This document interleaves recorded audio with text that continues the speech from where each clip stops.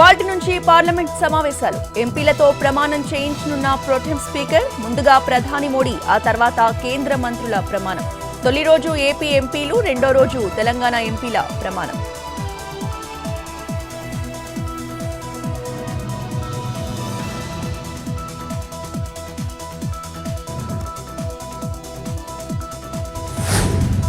ఇవాళ AP cabinet సమావేశం. హామీల అమలు, రాజధాని, పోలవరంపై చర్చ. రాష్ట్ర ఆర్థిక పరిస్థితిపై చర్చించే అవకాశం.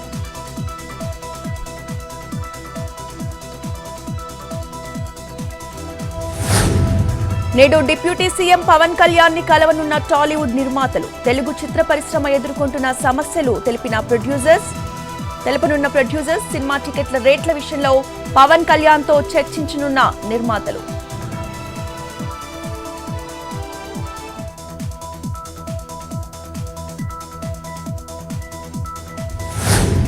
పులివెందులలో మూడో రోజు జగన్ పర్యటన. 2 రోజులు ప్రజా దర్బార్ నిర్వహించిన మాజీ సీఎం జగన్.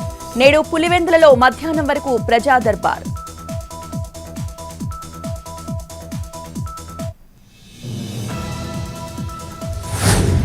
రేపటి నుంచి 2 రోజుల పాటు సీఎం చంద్రబాబు కుప్పం పర్యటన. హంద్రీనివా, హెచ్ఎన్ఎన్ కాల్వల పరిశీలన.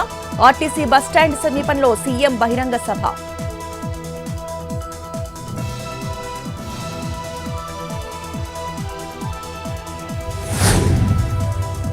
ఈ రోజు ఢిల్లీకి సీఎం రేవంత్ రెడ్డి. ఎంపీల ప్రమాణ స్వీకారోత్సవానికి హాజరు. నామినేటెడ్ పోస్టుల భర్తీపై అధిష్టానంతో చర్చించే అవకాశం. కేబినెట్ విస్తరణ, పీసీసీ అధ్యక్షుడి ఎన్నికపై చర్చించే ఛాన్స్.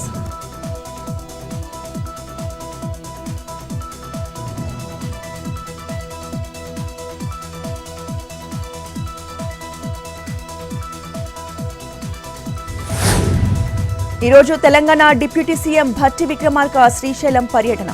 స్వామి అమ్మవార్లను దర్శించుకోనున్న డిప్యూటీ సీఎం. శ్రీశైలం ఎడమగట్టు విద్యుత్ కేంద్రాన్ని పరిశీలించనున్న భట్టి విక్రమార్క.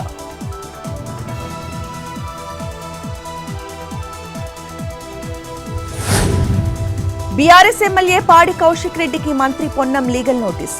ఫ్లై యాష్ రవాణాపై నిరాధార ఆరోపణలు చేశారంటూ చర్యలు.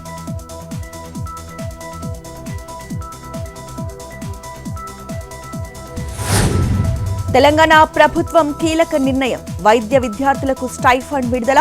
2024-25 విద్యా సంవత్సరానికి ముందుగానే నిధుల విడుదల.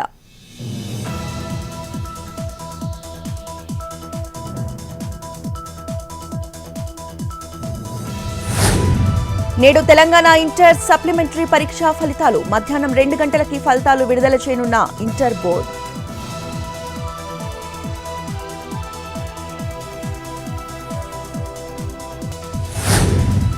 వికారాబాద్ జిల్లా తాండూరులో దారుణం. పాత కక్షలతో జూనియర్ లాయర్ మిస్కిన్ దేవరాజ్ పై దాడి. కత్తితో దాడి చేసిన మహేష్ అనే వ్యక్తి.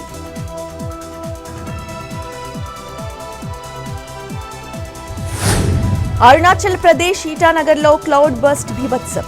వర్షాల దెబ్బకి విరిగిపడ్డ కొండ చర్యలు. నేషనల్ హైవే 415 పై పలు చోట్ల పోటెత్తిన వరదలు.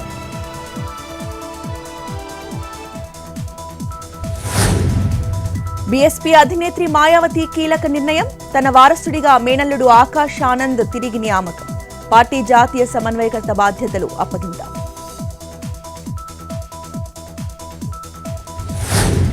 గ్రేస్ మార్కులు పొందిన 1563 మంది విద్యార్థులకు తిరిగి నీట్ పరీక్ష. నీట్ రీటెస్ట్కు 48% మంది డుమ్మా. ఛత్తీస్గఢ్, గుజరాత్, హర్యానా, మేఘాలయ, చండీగఢ్లో పరీక్ష నిర్వహణ.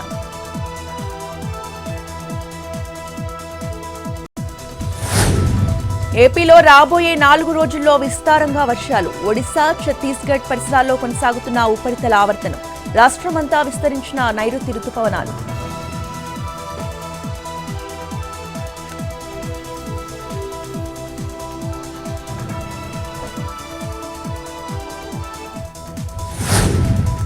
నేడు ఆన్లైన్లో సెప్టెంబర్ నెల టికెట్ల విడుదల. మధ్యాహ్నం వసతి గదుల కోటాను విడుదల చేయనున్న టీటీడీ.